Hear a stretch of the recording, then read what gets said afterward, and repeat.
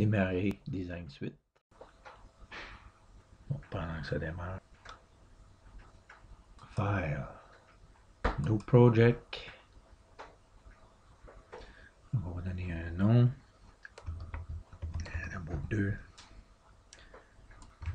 Faire un test. Je choisis schéma. Next. Donc on voit ça, je vais choisir General Purpose, Spartan 3E. Donc si on regarde ici, General Purpose, Spartan 3E. Le XC3S100E, le TQ144, le nombre de pins, la vitesse. Ici, là, on a choisi le schéma en Verilog.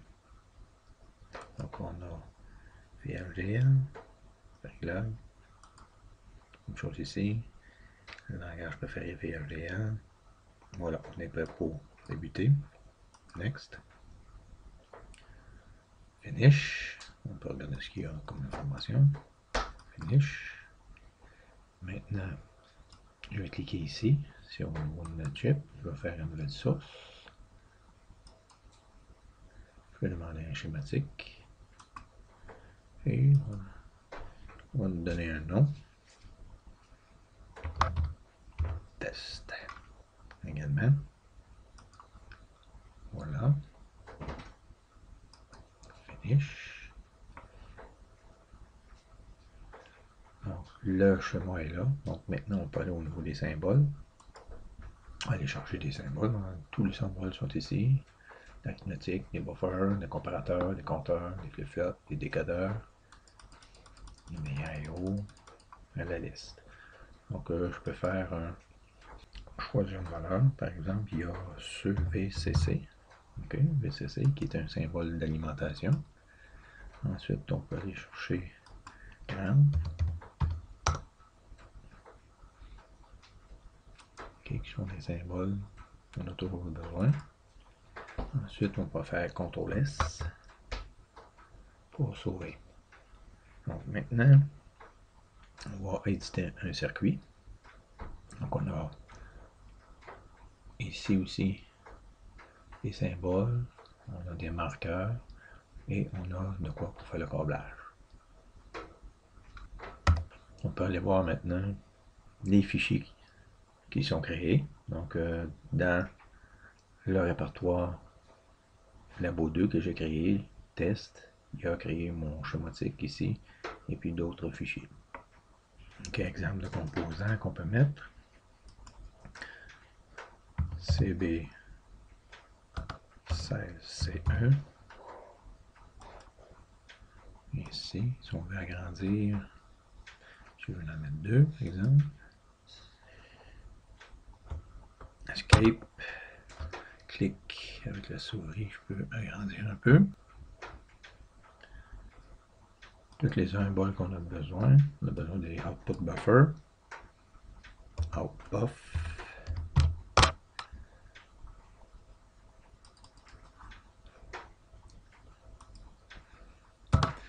On va avoir besoin également, si on regarde un peu plus bas dans le dessin, l'exemple, un décodeur de 381, un décodeur de 3 à 8.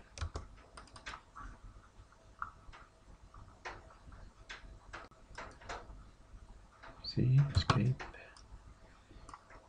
Ici, il va en falloir plusieurs. C'est juste un exemple. Ensuite de ça, on a des sorties ici qu'on peut aller mettre, cliquer dessus. Et on peut changer la souris droite et import. LED 0. OK. Pour interconnexion entre les composants, on peut faire tout simplement CTRL W. On clique ici et on s'en va directement.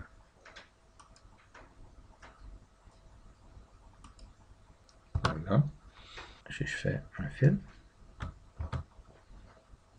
Ici. Comme ça. Donc c'est un fil qui est plus épais que celui-là. Donc ici c'est un fil unique, ici c'est un boss. Il y a 16 fils à l'intérieur. On peut aller renommer celui-là d'un autre nom. Par exemple, je l'appelle QQ de 31 à 15.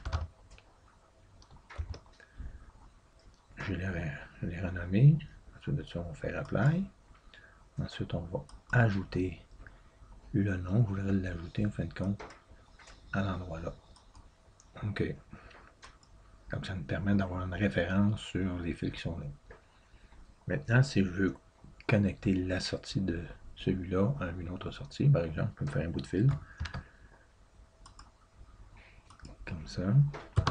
Et ensuite, je double-clique dessus et je peux le connecter. Renommer avec QQ 15. Apply. Add. OK. Donc ça voudrait dire que le fil de QQ15 ici est connecté avec le fil qui est là. Je vais effacer ça. Delete. Delete. Et vous devez faire celui-là ici. Donc je vais faire un raccourci pour vous montrer un peu comment on fonctionne.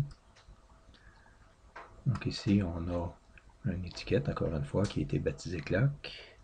Ici au niveau de celui-là, c'est le nom par défaut, je n'ai pas eu besoin de le changer. Ici ce qu'on voit, on a un boss de 31 à 16, ou de 16 à 31 en termes de fil. Cancel. Et ici, QQ20 nous indique en fin de compte que le fil ici est branché à la sortie 20 du boss ici. Donc ça, on regarde un peu ici. Si je change le nom du port ici et que je l'appelle clock, il me dit qu'il y a déjà un clock, mais il me demande si je veux les connecter ensemble. Je dis oui. OK. Donc le clock est appliqué à ces deux endroits-là. Donc ça termine le premier test en termes de schéma. Donc les entrées ici sont soit un VCC ou bien, si on regarde ici, soit à gamme. On a les output buffer, le décodeur, et puis on a les sorties ici qui doivent être connectées aux sorties du board.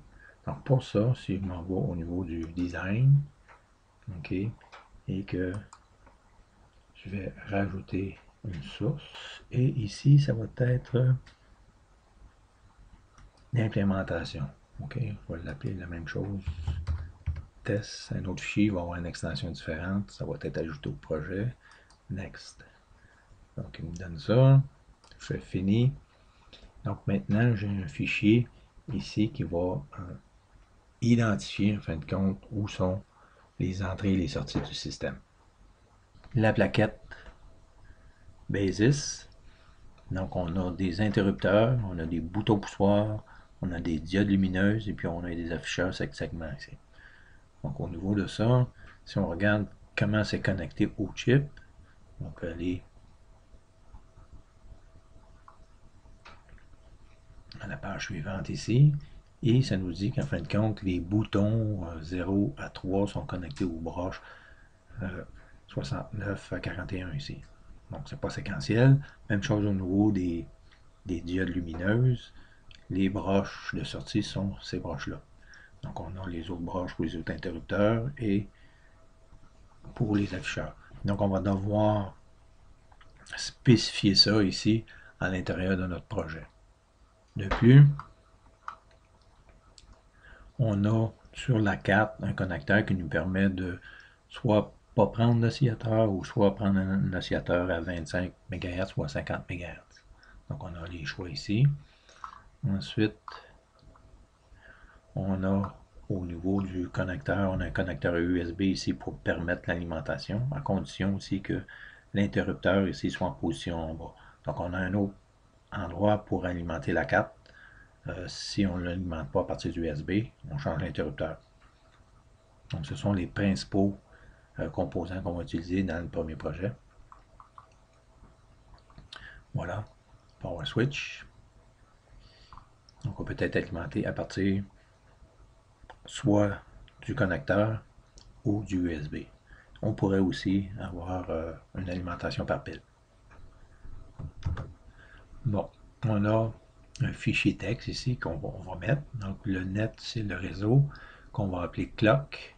Sa localisation va être à la broche P54, comme on a vu dans le dessin précédent, dans le manuel de référence de la plaquette. Ensuite, on veut la sortie de la LED 0, utiliser la sortie P15, et etc. pour les autres. Une fois c'est fait, on va faire un CTRL-S pour sauver ça. Et le fichier, en fin de compte, a une extension .ucf pour User Configuration File. Donc, une fois que la configuration est faite, on peut s'en aller par la suite au niveau du schéma et de demander de, en fin de compte, générer le fichier de programmation.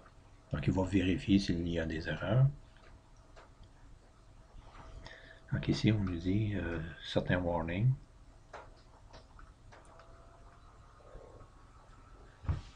On peut les ignorer pour l'instant. Parce qu'en fin de compte, j'ai pris des informations d'un fichier et je les ai remis à un autre.